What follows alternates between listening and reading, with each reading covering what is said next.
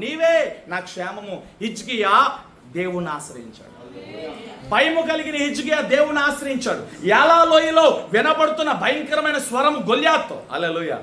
గొల్యాతు స్వరానికి నలు దిశల్లో ఉన్న ఇశ్రాయేలు ఇన్క్లూడ్ సౌలు రాజుతో సహా ఇంటిలో కూర్చుని బయటికి రాకపోతుంటే హల్లెలూయా దావీదు ఒక్కడే యాలా లోయలోనికి రాయబడ్డించుకుని వెళ్ళి గొల్యాతుతో యుద్ధం చేశాడు. ఎందుకు మాట చెప్తున్నాను తెలుసా?